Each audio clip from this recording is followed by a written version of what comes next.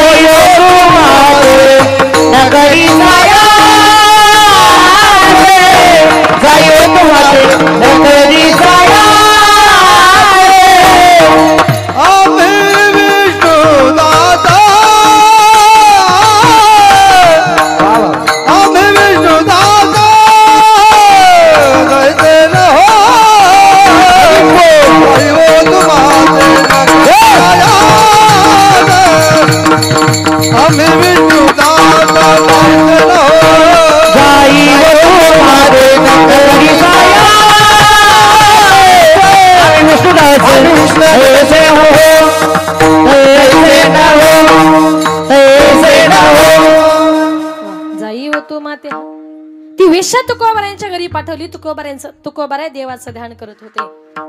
तुकोबाराय देवाचं ध्यान करत होते, देवपूजा करत होती. ती वेश्या आली, तुकोबारायांच्या अंगाला स्पर्श करू लागली, नाना तऱ्हेची चाळी करू लागली. तुकोबारायांनी तिला हात जोडले, सांगितलं जाई हो तू माते न करी सायास, आम्ही विष्णुदास तैसे नोहे, आम्ही विष्णुदास तैसे नोहे, आम्ही विष्णुदास तैसे नोहे. तिला काय सांगितलं, त्या वेश्याला सांगितलं जाई हो तू माते, तू कितीही जरी प्रयत्न केला ना तरी मी तुझ्या पाठीमागे फसणार नाही. म्हणून तुकोबाराय त्या मायेला भुलले नाही. सगळं जग मायेला भुललं, पण निळोबाराय म्हणतात माझ्या गुरुनी काय केलं माहिती, उल्लंघिला माया घाट. माझ्या तुकोबारायांनी मात्र त्या मायेचा घाट पार केला. रात्रंदिवस माझ्या गुरुने हरी आठवला, जी हरी आठविला जिव्हे हृदय धरिला. रात्रंदिवस त्या देवाला आमच्या संत महात्म्यांनी हृदयामध्ये ठेवलं नाही का. त्याप्रमाणे आपण देखील त्या भगवान परमात्म्याला आपल्या हृदयामध्ये जागा द्यायची. सगळ्या संतांनी त्या देवाला हृदयामध्ये जर जागा दिली तर आपणही दिली पाहिजे. कारण आपला जन्म ज्या संसारामध्ये झालाय, आजही लोक संसारामध्ये इतके व्यस्त झालेत ना का जवळ असून सुद्धा एखादी गोष्ट दिसत नाही. तुझं आहे तुझं पाशीन परी तू जागा चुकल असेल. सगळ्या गोष्टी आपल्या जवळ आहे, जवळ असूनही माणसाला दिसत नाही. एक सुंदर उदाहरण सांगते बघा. आषाढ यात्रेच्या निमित्ताने एक वारकरी बाबा पंढरपूरला निघाले. निघाल्यानंतर त्यांच्या मुलांनी सांगितलं, बाबा तुम्ही दरवर्षी पंढरपूरला जाता, यावर्षी मात्र तुम्ही पंढरपूरला जायचं नाही. मुलांनी सांगितलं का? मुलांनी सांगितलं बाबा रस्त्याने चालताना कुठे दुखलं, कुठे खुपलं, कुठे आजारी पडला, तुमचं आता वय झालं आणि पंढरपूरच्या वाटेवर तुम्हाला कोण बघणार.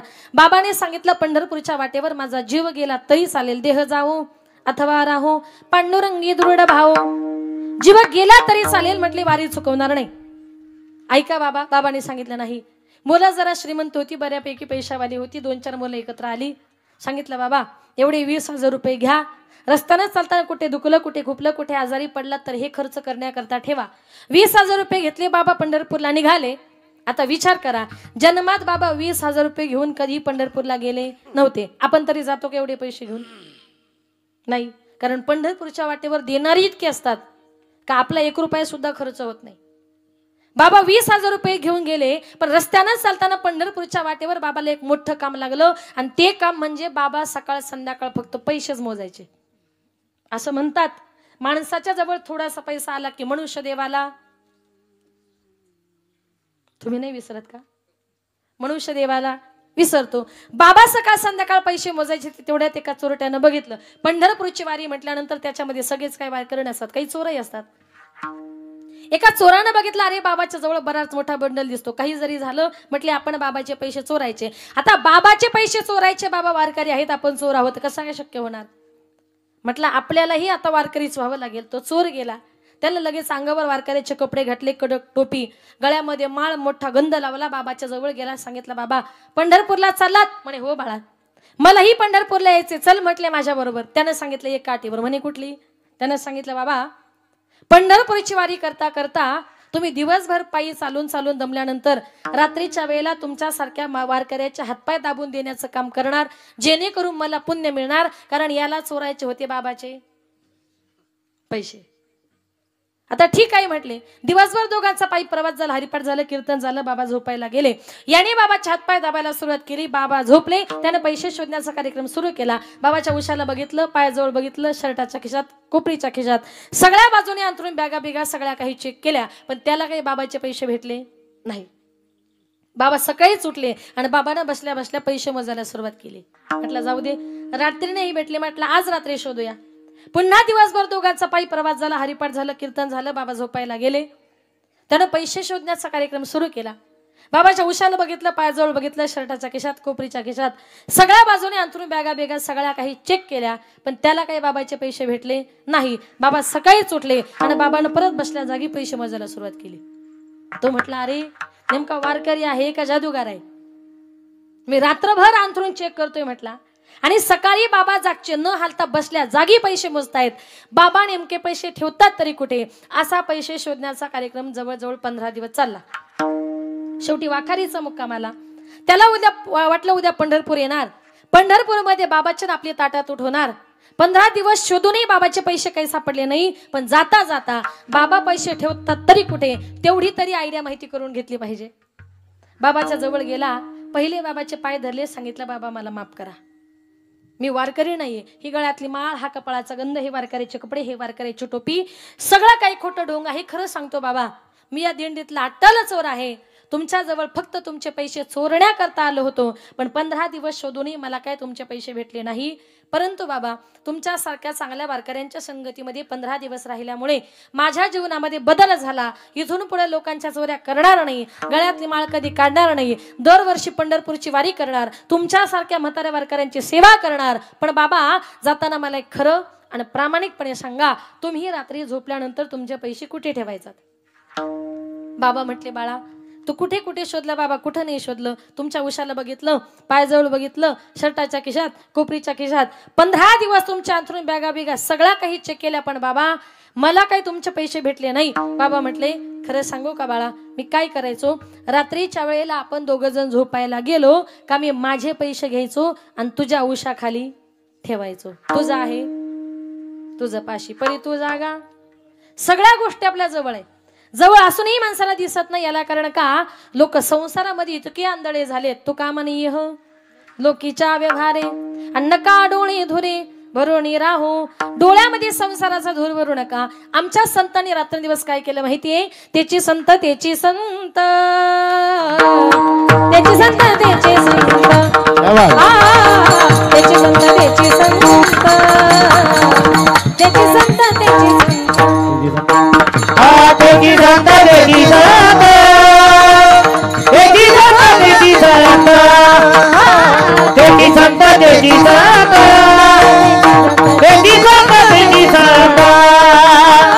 त्याची संत त्याची संत, त्याची संत त्याची संत, त्याची संत त्याची संत,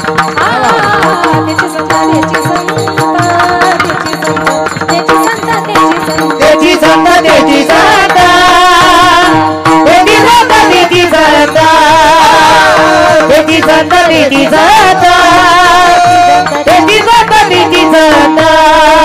ज्यांचा हेत विठ्ठले, ज्यांचा हेत विठ्ठले, ज्यांचा हेत विठ्ठले, ज्यांचा हेत विठ्ठले, जनती काही दाना डोना, जनती काही दाना डोना, जनती काही दाना डोना, दाना डोना, जनती काही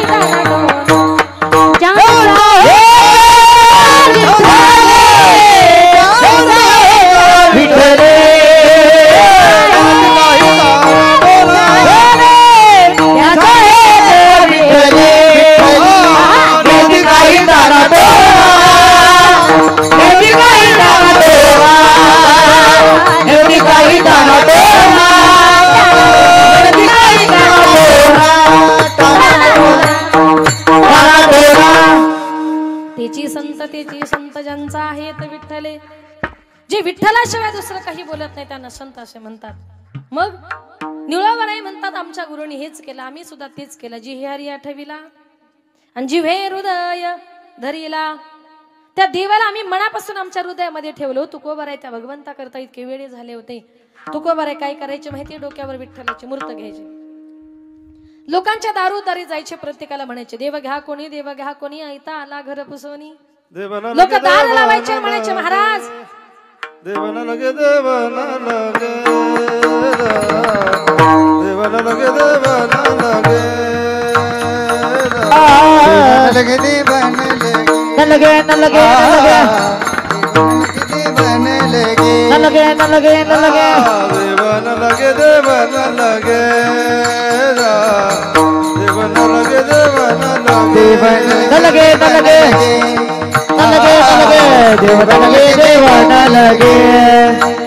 आठवणे जे रुंदले जागे, आठवणे जे रुंदले जागे, देवाला लगे, देवाला लगे, देवाला लगे, देवाला लगे.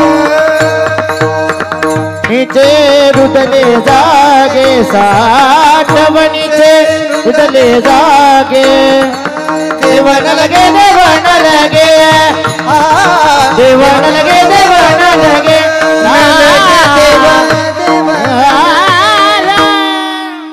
देवन लगे. महाराज म्हणायचे देव घ्या, लोक म्हणायचे देवन लगे.